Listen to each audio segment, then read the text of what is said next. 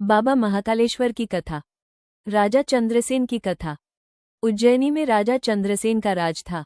वह भगवान शिव का परम भक्त था। शिवगणों में मुख्य मणिभद्र नामक गण उसका मित्र था।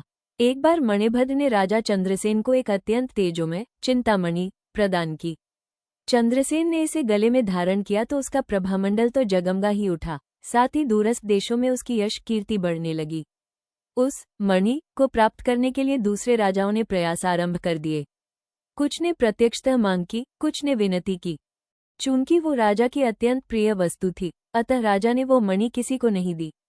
अंततः उन पर मणि आकांक्षी राजाओं ने आक्रमण कर दिया। शिवभक्त चंद्रसेन भगवान महाकाल की शरण में जाकर ध्यानमग्न हो गया।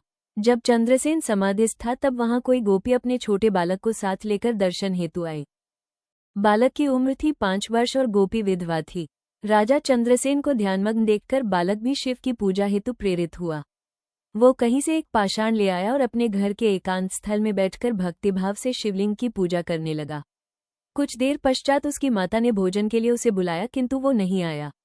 फिर बुलाया, वो फिर नहीं आया। माता स्वयं बुलाने आई तो उसने देखा बालक ध्यानमग्न बैठा है और उसकी आवाज सुन नहीं रहा है। तब क्रुद्ध हो माता ने उस बालक को पीटना शुरू कर दिया और समस्त पूजन सामग्री उठाकर फेंक दी।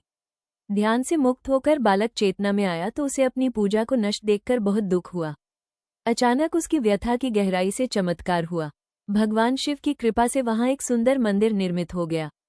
मंदिर के मध्य में दिव्य शिवलिंग विराजमान था एवं बालक द्वारा सज्जित पूजा यथावत थी। उसकी माता की तंद्रा भंग हुई तो वो भी आश्चर्यचकित हो गई। राजा चंद्रसेन को जब शिवजी की अनन्य कृपा से घटित इस घटना की जानकारी मिली तो वो भी उस शिवभक्त बालक से मिलने पहुंचा। अन्य राजा जो मणि हेतु युद्ध पर उतारू थे, वे भी पहुंचे।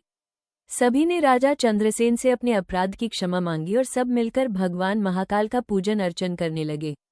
तभी वहां रामभक्त श्री हनुमान जी अवतरित हुए और उन्होंने गोप बालक को गोद में बैठाकर सभी राजाओं और उपस्थित जनसमुदाय को संबोधित किया। शिव के अतिरिक्त प्राणियों की कोई गति नहीं है। इस गोप बालक ने अन्यत्र शिव पूजा को मात्र देखकर ही, बिना किसी मंत्र अथवा विधि विधान के शिव आराधना कर शिवत्व सर्वविध मंगल को प्राप्त किया है। ये शिव का परम श्रेष्ठ भक्त समस्त गोपजनों की कीर्ति बढ़ाने वाला है। इस लोक में यह अखिल अनंत सुखों को प्राप्त करेगा व मृत्युपरांत मोक्ष को प्राप्त होगा। इसी के वंश का 8वां पुरुष महायशस्वी नंद होगा, जिसके पुत्र के रूप में स्वयं नारायण कृष्ण नाम से प्रतिष्ठित होंगे।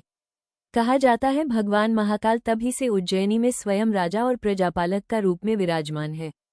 हमारे प्राचीन ग्रंथों में महाकाल की असीम महिमा का वर्णन मिलता है।